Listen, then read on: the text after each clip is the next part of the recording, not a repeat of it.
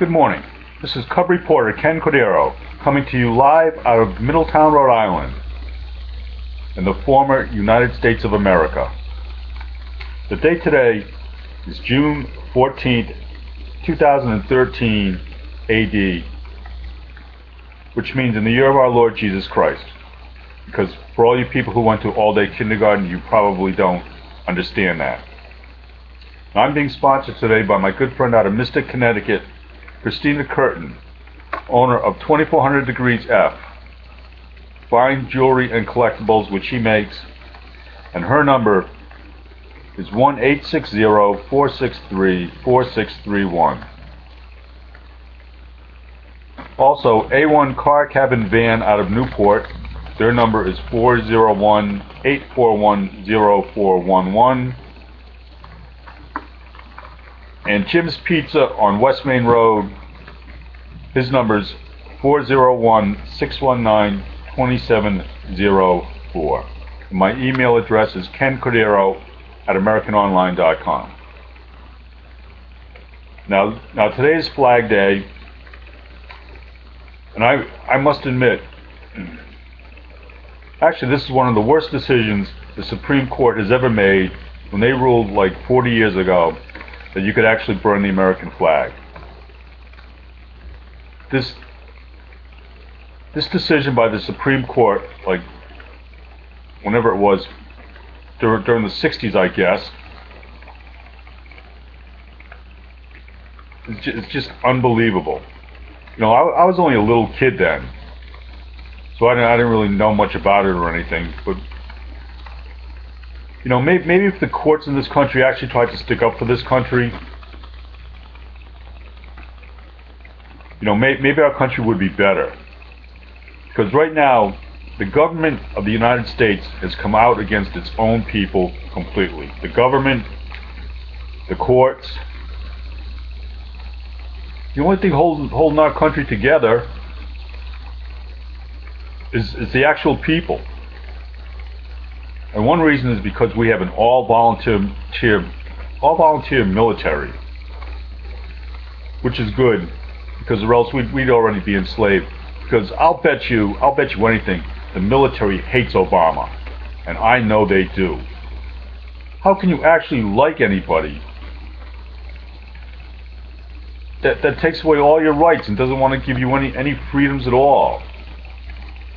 That wants to put you in a harm's way and then go, no, you can't put a bullet in your rifle. But our military, they can't even carry guns on military bases. We're in a constant state of war. These people should all be armed on our military bases, every one of them. But what are we going to get? The Fort Hood shooter? And why is this guy still around? You know the president hates the military because this guy's still around. Or else maybe he would have given like an executive order, taken him right out and shot him. Actually what I'd do, I think I'd tie this guy down on the ground and throw ham on him and let the ants eat him. How's that? Do you think that's any worse than when these jerk-offs all killed those soldiers over in Iraq and they tied them up on a bridge and burned them? How was that? Huh? How about sending a message to the rest of the world? We're not going to take shit from you people, and we don't need the United Nations either. How about if the United Nations? How about if they go over and they can be in Iran? How's that? Send them all over there, because we certainly don't need them.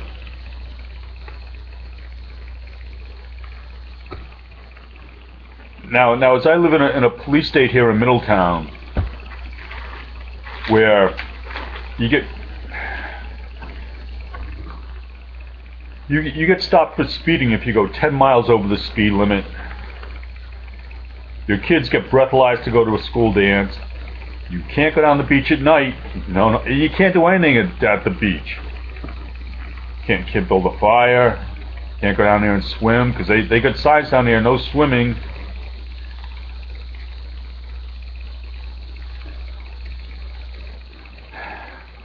Okay. Now, what I was going to try and talk about today was this article in our local paper, the Newport Daily News, last night. They had this article from the Westerly Sun, from their editorial page, I guess, and these people, I don't know where these people went to school. It says, "Farewell to arms." Here, I'm gonna read this to you, because this article is just okay,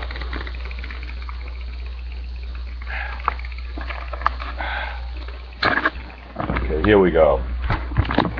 Let me get set up here. For some reason, grassroots opposition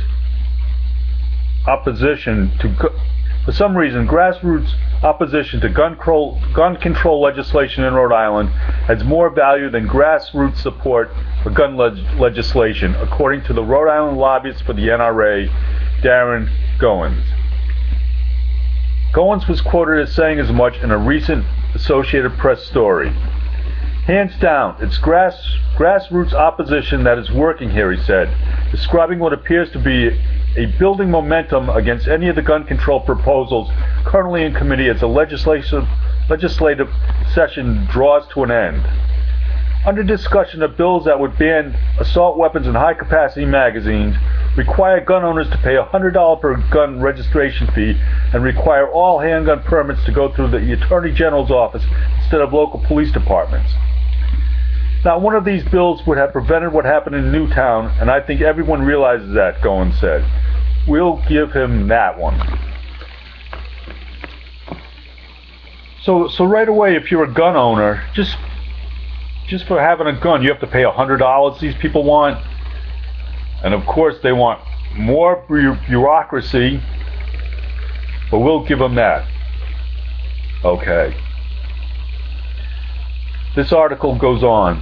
Adam Lance's mother, Nancy, owned all the guns that killed 21st graders and 6 staff members of the Sandy Hook Elementary School in Newtown, Connecticut. By all accounts, she would have passed muster with the Attorney General's office and probably have obliged politely if she had to pay $100 for each weapon she owned. Why should you have to pay $100 for a right that you have? See, that's what these people don't understand. But another thing that they're missing here, when they say that Adam Lanza killed 21st graders and 6 staff members, they always leave out his mother. He killed his mother also. Why do they leave that out? You know, these people can't get nothing right.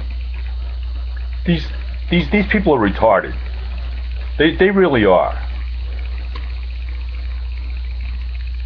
Neither the AG's blessing nor the payment of $100 per gun would have prevented Adam Lanza's action.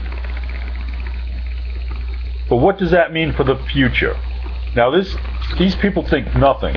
What that means for the future is you still have your rights as an American citizen. When are they going to stop trampling on the Bill of Rights? What do you think makes this country great? It's because we have a Bill of Rights, and we have the right to own arms. You know, this isn't like oh, I just feel like I don't want to use this right. What if you do feel like using this right of yours? This is the Second Amendment to the Bill of Rights. Why do these people want to shred the Bill of Rights? If we shred our Bill of Rights, what kind of a country do we have? And they're doing it constantly. And people like this, these editors at the Westerly Sun, think it's all right. Let's go on and see what these people say. They go, what does it mean for the future? Well, besides that you have your rights, they say nothing. They say, whatever we can do to prevent guns from getting into the hands of more people rather than the few is worthwhile legislation. These people are really mentally challenged. They really are. The Second Amendment is a red herring and ridiculously irrelevant given how and when it was written. Oh, now these people are. Now these people are scholars. They must have gone to Harvard. As it was written, with the king's troops lording. Listen to this. With the king's troops lording it over the colonists as second-class citizens. Well, you're a second-class citizen to the EPA, right? Or to animals? Certainly to like piping plovers and rabbits and coyotes, you're second-class citizens, but that's okay with the Westerly Sun. The First Amendment.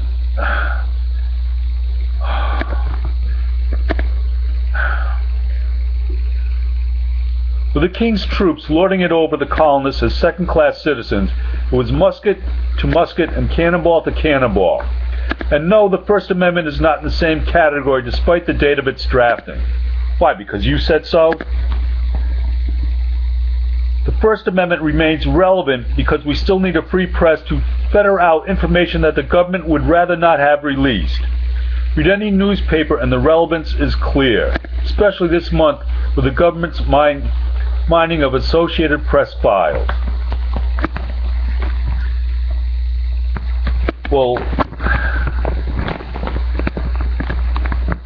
now, they also have an article here, Faith by Kathleen Parker. If any of you have ever read her, she tries to come off as a conservative, but she isn't really. But once in a while she has good articles, and this one, Faith in Government Put to Test.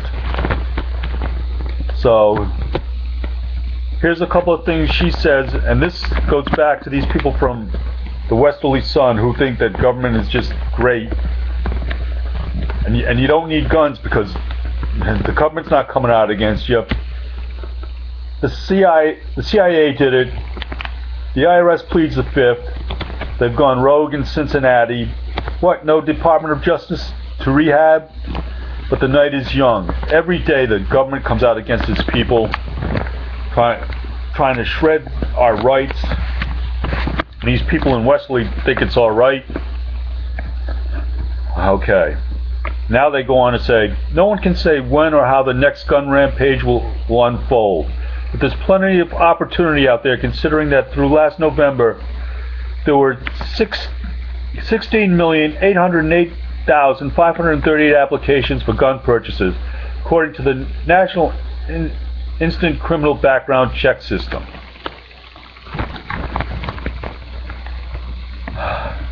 As we've said before, there should at least be a registration process for something that can kill, since there's a registration process for cats and boats and dogs. If nothing else, think of the revenue it would generate for each state. So once again, these people, they don't want you to have your money. They want you to give your money to the government because your government knows how to spend it. And you just sit back and do exactly what we say. And right here, she's saying, you know, there should at least be a registration process. Well, how did they get this figure? From the National Instant Criminal Background Check System, if there wasn't already a registration system. The state of Rhode Island has some of the most stringent gun laws in the country. You think you can just go buy a gun?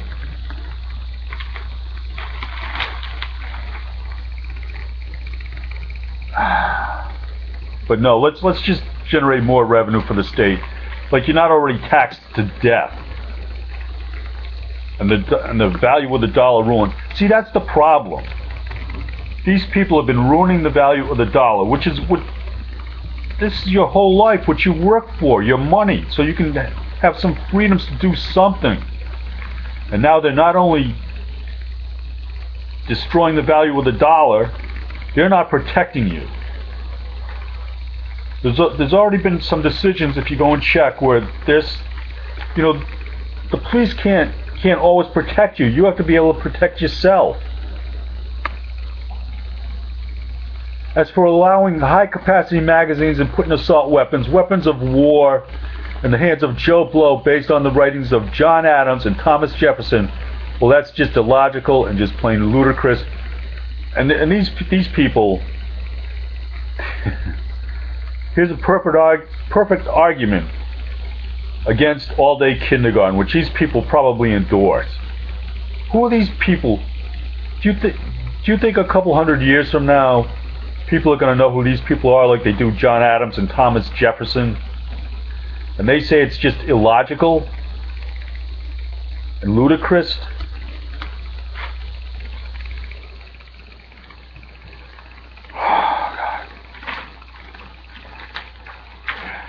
You know, we live in a police state, especially here in Middletown, Rhode Island, and these people don't think there's anything wrong with it. Here we go. Also, like in the second page of the Daily News this was like Thursday's paper. Speeding ticket fight questions of jurisdiction. This guy, Thomas Oliver from Wakefield, but he works over on the base, I guess. The Middletown police stopped his car just over the Newport line on January 5th, 2012, about 11:35 p.m. Oliver disputes the officer's charges that he had been driving 35 miles per hour on West Main Road, which is a 25 mile per hour zone. So he was going 10 miles over the speed limit, and he got stopped by the cops in Middletown. Do you think they can maybe check and make sure somebody walking around my street's an actual citizen? Because I look out on my street and I feel like I'm in a foreign country. What and why? Where's my quality of life? I'm told, no, you can't go down the beach at night. Can't go for a swim at night. You know, your kids get breathalyzed to go to a dance. It's always for your own safety. Benjamin Franklin said, when you start trading your liberties for security, you get neither. But obviously that's not something that the people over at the Westerly Sun understand. So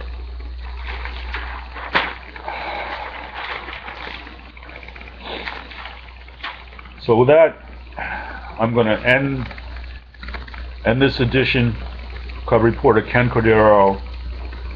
Remember, go to church, because when you go to church, you go into God's help, to God's house, and God can always help you.